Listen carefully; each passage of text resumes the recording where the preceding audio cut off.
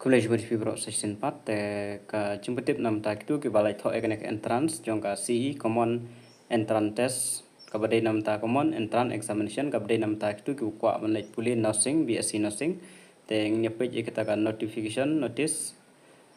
This is for general information of all concerned that the result of the appearing candidate for the State Common Entrance Examination is declared by the Directorate and is displayed in the government website. Kan mau ke website ke machealth.gov.in.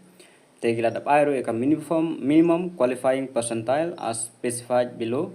Namta ki general category ke sanpo, namta ki ST, SC, OST including PWD ke saupo. The cut off score ke saupenru, namta general but sau namta ki nigwe. The in sepage kita ki score card pio. The directorate has declared only the CEE all meklerang tang kirang badejang mekliama.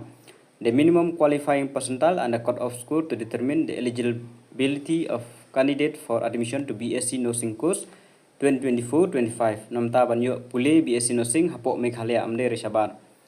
Candidate may apply for admission, pila aban apply admission to any admitting authority, government or private institution as per their eligibility. Tangma pihak penon kam pada ya kena score card jongka CEE yakini kibaron hapok Meghalaya. Candidate can download their CEE scorecard from www.machealth.gov.in with effect 18 July 2024. Kan mau pila ban download ya scorecard jong pina do khat praterik jong manai July ar jarap sau tementa pinom la ban download dengan efek tang ya ki score kiba pio kano kil ai kirang di jong itu kiba lek tho ya kan exam dengan page mentai kita.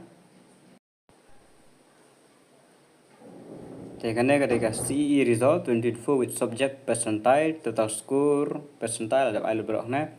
Result of candidate in merit wise ada pensiunal lupa ka merit wise ranking along with percentile and ranking ai appearing for state common entrance examination admission to Bsc Nursing course 2024-25 held on the 29 June 2024. Tehne ki bun mahat dengan su pulih tangkine marakmat bar sa check hi hadu hapo hadu bakut.